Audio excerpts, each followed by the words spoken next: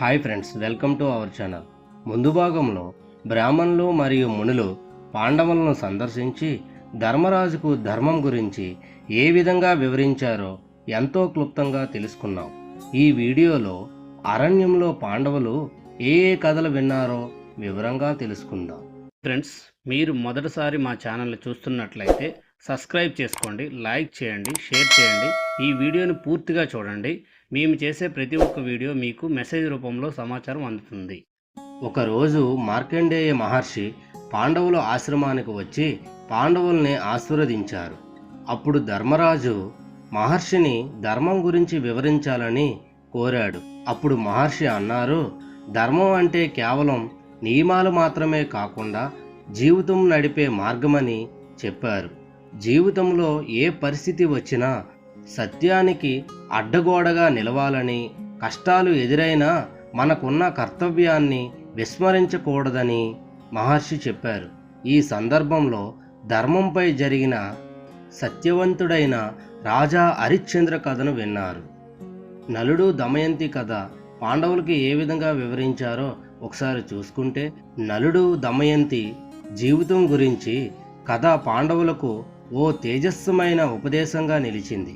నలుడు తన రాజ్యాన్ని కోల్పోయి అరణ్యానికి వెళ్ళినప్పుడు దమయంతి తన భర్తను ఒంటరిగా విడిచిపెట్టలేదు. ఈ కథను వినిన యుధిష్ఠిరుడు దాంపత్య జీవితంలో నమ్మకం, ధర్మానికి ఎంతటి ప్రాధాన్యత ఉన్నదో ఈ కథ చెబుతుందని అన్నాడు. సత్యవంతుడైన శివచక్రవర్తి కథను పాండవులకు ఏ విధంగా వివరించారో ఒకసారి చూసుకుంటే, మహర్షులు పాండవులకు శివచక్రవర్తి ధర్మాన్ని వివరించారు. శివచక్రవర్తి ఒక పావురాన్ని రక్షించడానికి దానిని వేటాడుతున్న గ్రద్దకు తన శరీర మాంసాన్ని తీయించి ఇచ్చాడు. ఈ కథలోని ధర్మం గురించి యుధిష్ఠిరుడు తన తమ్ముళ్ళకు చెప్పి, ధర్మం కోసం మనం ఎంత త్యాగం చేయాలనుకున్నా వెనకాడకూడదు అని అన్నాడు. సముద్ర మథనం కథ గురించి పాండవులకి ఏ విధంగా వివరించారో ఒకసారి చూసుకుంటే, దేవతలు రాక్షసులు కలిసి చేసిన సముద్ర మథనం కథ పాండవులకు ఒక ప్రత్యేకమైన సందేశాన్ని ఇచ్చింది. విషం వచ్చినప్పుడు శివుడు తన ప్రాణాలను ఏమాత్రం లెక్క చేయకుండా దానిని తాగి విశ్వాన్ని రక్షించాడు. మన కర్మ అందరికీ మేలు కొరకు ఉపయోగపడేలా ఉండాలని చాటి చెప్పింది. హనుమంతుడు అరణ్యంలో భీముణ్ణి కలిసినప్పుడు చెప్పిన ఉపదేశం గురించి ఒకసారి చూసుకుంటే, అరణ్యంలో హనుమంతుడు భీముణ్ణి కలవడం మరో విశేషం. హనుమంతుడు భీముడికి ధైర్యం, అధిక్షమ యొక్క గొప్పతనాన్ని వివరించాడు. ఆ సందర్భంలో రామాయణంలోని కొన్ని భాగాలను హనుమంతుడు భీముడికి చెప్పాడు.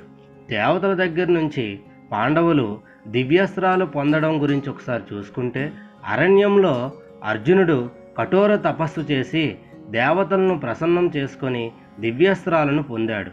దీనితో ధైర్యం, శ్రమ, సంకల్పం ఉంటే దైవానుగ్రహం పొందవచ్చని అందరూ గ్రహించారు.